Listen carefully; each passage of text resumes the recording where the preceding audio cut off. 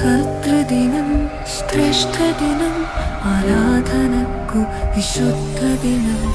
Hallelujah ഗാനം ചൊല്ലി ഹൃദയങ്ങൾ വാഴ്ത്തിടാം.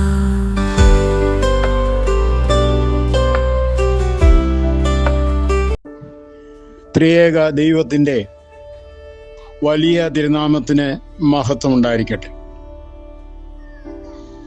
പ്രിയമുള്ളവരെ, ഇന്നുള്ള പലരും ഒന്ന് ചിരിക്കാൻ മറന്നവരും ചിരിക്കാൻ കഴിയാത്തവരും ചിരിപ്പിക്കാൻ കഴിയാത്തവരുമാണ്. കാരണം അവരുടെ ജീവിതം പിരിമുറക്കം നിറഞ്ഞതും സംഘർഷാത്മകവുമാണ്.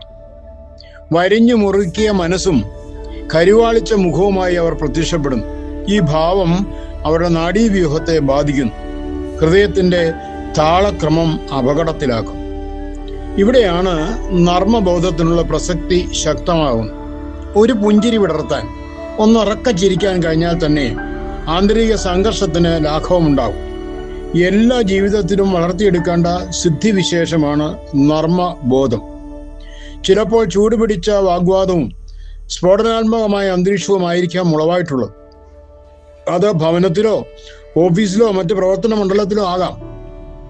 എന്തും സംഭവിക്കാമെന്നുള്ള സ്നിഗ്ധാവസ്ഥയിൽ ചിലപ്പോൾ എത്തിയിരിക്കാം. അവിടെ നർമ്മബോധമുള്ള ചിലരുടെ അഭിപ്രായ പ്രകടനം അന്തരീക്ഷത്തെ മുഴുവൻ മാറ്റിയെടുക്കുവാൻ പര്യാപ്തമായി തീരുന്നു. ഭക്തിയും നർമ്മവും തമ്മിൽ പൊരുത്തപ്പെടാത്തവയാണ് എന്ന് ധരിച്ചിട്ടുള്ളവരുമുണ്ട്. അങ്ങനെയുള്ളവർ ഒന്ന് ചിരിക്കുക വിരളം. കരുവാളിച്ച മുഖമേ അവർക്കുള്ളൂ. വാസ്തവത്തിൽ അവർ നമ്മുടെ സഹതാപം അർഹിക്കുന്നവരാണ്. ആത്മീയ സിദ്ധരായ എത്രയോ മഹാത്മാക്കൾ ജീവിതത്തിന് നർമ്മം പകർന്നവരാണ്.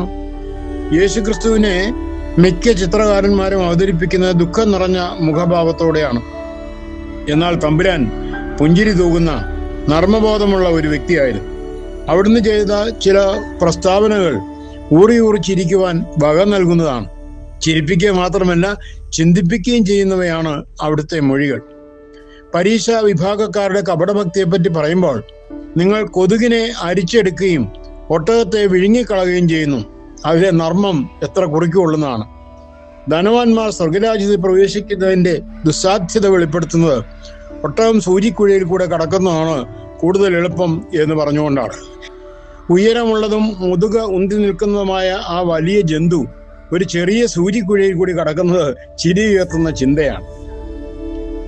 നമുക്ക് ഏവർക്കും സുപരിചിതനായിരുന്ന മാർത്തോമാ സഭയിലെ വിശുദ്ധനായ ക്രിസോസ്റ്റം മെത്രാപ്പോലീത്ത തിരുമനസ്സുകൊണ്ട് ഒരായുസ് മുഴുവൻ നർമ്മബോധത്തിലൂടെ യേശുക്രിസ്തുവിനെ വരച്ചു കാണിച്ച മഹാത്മാവായിരുന്നു എന്നുള്ളത് മറക്കരുത്. നമുക്ക് സന്തോഷവും ആഹ്ലാദവും പകർന്ന സന്ദർഭങ്ങളെ അനുസ്മരിക്കുന്നത് പ്രയോജനപ്രദമാണ് എന്നും ഓർമ്മിപ്പിക്കട്ടെ. ഒരിക്കൽ ഒരാൾ പെട്ടെന്ന് വിഷാദത്തിന് അടിമയായി. അയാളുടെ ജീവിതത്തിൽ എന്തോ ചെറിയ അത്യാഹിതം സംഭവിച്ചു എന്നത് ശരി തന്നെ. എന്നാൽ അതേക്കുറിച്ച് അത്രയേറെ വിലപിക്കേണ്ട കാര്യമൊന്നും ഇല്ലായിരുന്നു. ഭാര്യ അയാളെ ആശ്വസിപ്പിക്കാൻ ഒട്ടേറെ ശ്രമിച്ചു നോക്കി. പക്ഷേ അവരുടെ ആശ്വാസ വാക്കുകളൊന്നും അയാളിൽ ഒരു ചലനവും സൃഷ്ടിച്ചില്ല. അപ്പോൾ ഭാര്യയും കരയാൻ തുടങ്ങി. കഥ എന്താണെന്നറിയാതെ ഭർത്താവ് കാര്യം തിരക്കി. അപ്പോൾ ഭാര്യ പറഞ്ഞു, ഞാനൊരു സ്വപ്നം കണ്ടു. സ്വപ്നത്തിൽ ഒരു മാലാഖ വന്ന് എന്നോട് പറഞ്ഞു, ദൈവം മരിച്ചുപോയി എന്ന്. ദൈവം മരിച്ചുപോയാൽ ഞാൻ പിന്നെ എങ്ങനെ കരയാതിരിക്കും? ഇത് കേട്ട ഭർത്താവ് പറഞ്ഞു, നീ എന്ത് വണ്ടിയായി? ദൈവത്തിന് മരിക്കാൻ കഴിയുമോ? നിനക്കതറിയത്തില്ലേ? ഉടനെ ഭാര്യ തിരിച്ചടിച്ചു, ദൈവം മരിച്ചിട്ടില്ല അല്ലേ?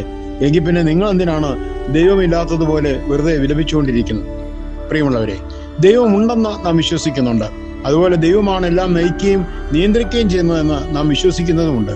അങ്ങനെയെങ്കിൽ ഓരോന്നോർത്ത് നാം വിലപിച്ച് വിഷാദിച്ച് ഇരിക്കുന്നതിനേക്കാൾ നല്ലത് ഒരു പുഞ്ചിരിയോടെ, നറുപുഞ്ചിരിയോടെ മറ്റുള്ളവർക്കും നമ്മുടെ കുടുംബാംഗങ്ങൾക്കും നമുക്ക് ചുറ്റും നിൽക്കുന്നവർക്കും നല്ലൊരു പോസിറ്റീവ് എനർജി നൽകിക്കൊണ്ട് ജീവിതത്തെ ധന്യമാക്കുന്നത് എത്ര ശ്രേഷ്ഠമായിരിക്കും. നാം പ്രതീക്ഷിക്കുകയും ആഗ്രഹിക്കുകയും ചെയ്യാത്ത രീതിയിൽ നമ്മുടെയൊക്കെ ജീവിതത്തിൽ പലപ്പോഴും പലതും സംഭവിക്കും.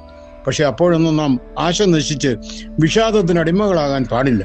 കാരണം ദൈവം അറിയാതെ ഒന്നും നമ്മുടെ ജീവിതത്തിൽ സംഭവിക്കുന്നില്ല. അതുപോലെ ദൈവമുള്ളിടത്തോളം കാലം അവിടുന്ന് എല്ലാം നേരെയാക്കിക്കൊള്ളും എന്നറിയുകയും ചെയ്യുക. എപ്പോഴും പ്രസന്നമായ മുഖമാണ് ദൈവത്തിൻ്റെത്. നാം അവിടുത്തെ പക്കലേക്ക് തിരിയുമ്പോൾ നമ്മുടെ മുഖവും താനെ പ്രസന്നമായിക്കൊള്ളും. അപ്പോൾ പിന്നെ വിഷാദം എന്ന രോഗത്തിന് നമ്മിൽ സ്ഥാനമുണ്ടായിരിക്കുകയില്ല എന്നും ഓർപ്പിക്കട്ടെ.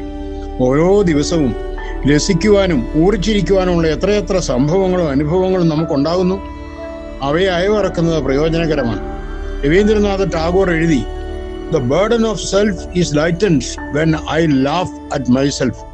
നമ്മുടെ സ്വയത്തെയും സ്വാർത്ഥതയും അതിജീവിക്കുവാൻ സഹായിക്കുന്നതാണ് നമ്മുടെ പരാജയങ്ങളെയും അനുഭവങ്ങളെയും നോക്കി ചിരിക്കുന്നത്. മറ്റൊരു എഴുത്തുകാരൻ്റെ അഭിപ്രായത്തിൽ, "If you don't have a sense of humor, you probably don't have any sense at all." നർമ്മബോധം നമുക്കില്ലെങ്കിൽ നമുക്ക് ശരിയായ ബോധം തന്നെ ഇല്ലെന്നാണ്. പ്രിയമുള്ളവരെ, നമുക്ക് നമ്മളോട് തന്നെ ഒന്ന് ചോദിച്ചു നോക്കാം. ജീവിതത്തിൽ എന്തെല്ലാം പ്രയാസങ്ങളും ദുഃഖങ്ങളും ഒക്കെ കടന്നു വന്നാലും ഒരു നർമ്മത്തിലൂടെ, ഒരു സന്തോഷത്തിലൂടെ, ഒരു ചെറുപുഞ്ചിരിയിലൂടെ ഉള്ള ഒരു സമീപനം നമ്മുടെ ജീവിതത്തിൽ ഉണ്ടാക്കിയെടുത്താൽ എത്ര സമാധാനമാണ്. അപ്രകാരം ഒന്ന് പരിശ്രമിച്ചു നോക്കുകയും നമുക്ക് ചുറ്റും നിൽക്കുന്ന നമ്മുടെ കുടുംബാംഗങ്ങളും നമ്മുടെ പ്രിയപ്പെട്ടവരുമായവർക്കൊക്കെ സന്തോഷം പങ്കിട്ട് കൊടുത്തുകൊണ്ട് ഏത് കഷ്ടങ്ങളിലും ദൈവത്തെ പാടി സ്തുതിക്കുന്ന ഒരു അനുഭവം നമുക്കുണ്ടെങ്കിൽ അതെ, നിശ്ചയമായും നമുക്ക് ഈ നർമ്മ ബോധത്തെ ഒരു വലിയ ഔഷധമായി സ്വീകരിക്കാനായിട്ട് കഴിയും. ദൈവം നിങ്ങളെല്ലാവരെയും അനുഗ്രഹിക്കട്ടെ. നിങ്ങളുടെ ജോൺ ബോൾ കോറപ്പിസ്കോപ്പ അച്ഛൻ.